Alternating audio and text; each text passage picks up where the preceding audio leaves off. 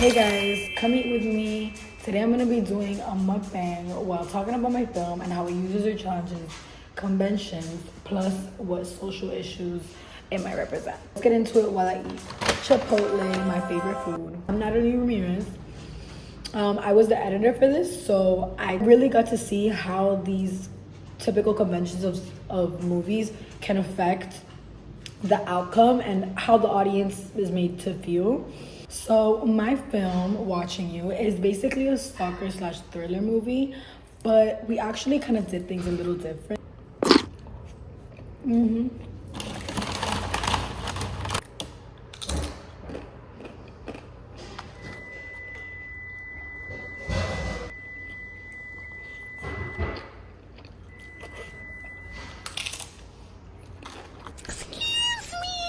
My film, Watching You, stars Elena, a high school teenage girl who she's rather lonely, she's kind of nerdy, and basically we start her off with just her looking very innocent.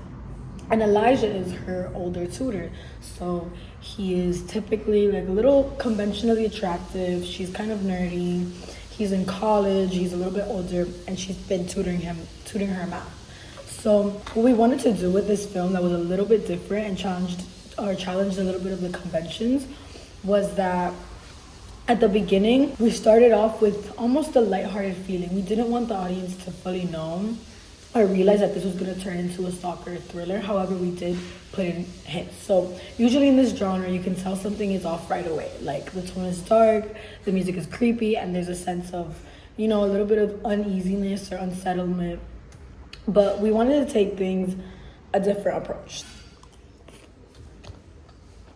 It basically starts off normal with her in her room as a teenage girl, getting the text from her tutor. She's reading a book and she's getting ready, and you can tell she's a little bit excited. It's something too out of the ordinary.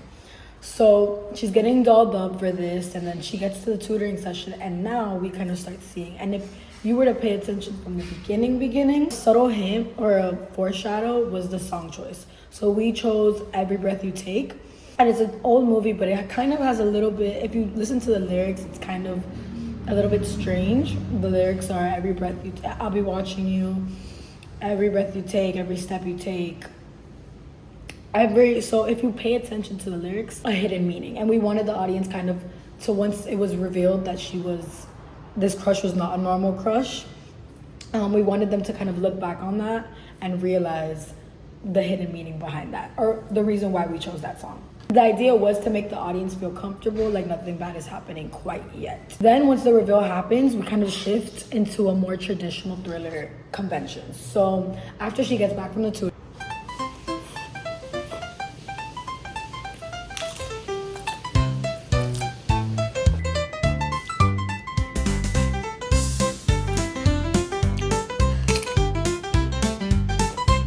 this Chipotle boy is too good. But anyways, once she comes back from the tutoring session, there is subtle hints like when, hold on, I want to touch back on the subtle hints that we gave. So her scooting the chair a little closer, reaching out her hand, but he's pulling away, he wants to maintain. And Elijah is very unaware of this. So at the beginning, we wanted you to know there was a crush, there was a certain energy, but we didn't really want to give away the full eeriness and danger of it, or obsession, the true nature of this, her innocent but not so innocent in reality high school girl. The eyes piercing at the phone. So it's not until the very end where the light flickers and we transition and she's back at her house and the shrine of Elijah is completely revealed. So once this reveal happens, we shift into more traditional thriller convention.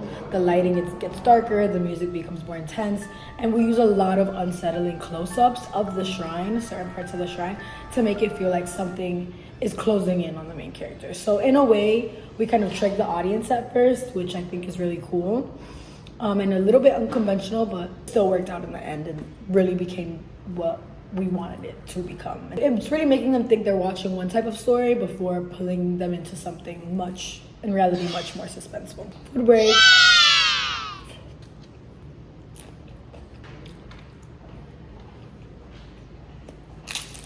Now getting into the second half of the question, which was the representation of social groups or issues. I basically wanted to touch on one of the biggest things my film, I feel like, represents is how high school girls can develop crushes on older people and how that can be really dangerous. So a lot of high school girls are kind of, or young girls are kind of tend to really fantasize and becoming almost infatuated with certain people or ideas of people that they make up in their head.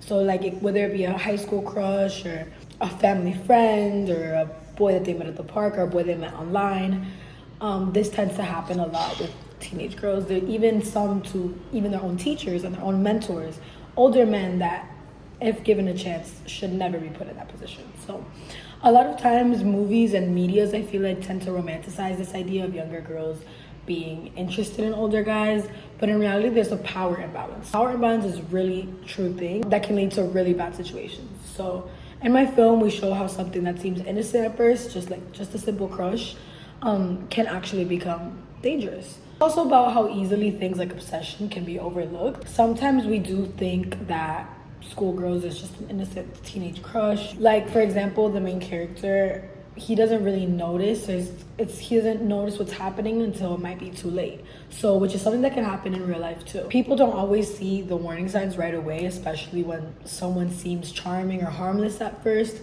Maybe they're just really nice, but in reality, it's almost a message to never keep your guard fully down.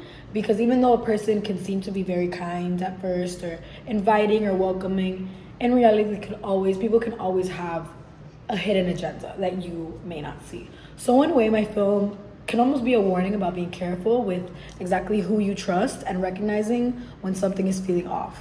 Especially relevant for high school students because a lot of people at that age don't always recognize the risks in certain situations. So it's easy to brush things off as, oh, it's just a crush, or think someone's attention is flattering, but there can be a real danger especially when there's an older person involved who has more control over the situation. I really wanted to show how obsession and power dynamics can be scary, especially in high school relationships. It was interesting playing with how the tone shifts throughout the film and using little details like music to build up the suspense. That was my CCR. Hope you guys enjoyed it. I'll see you next time.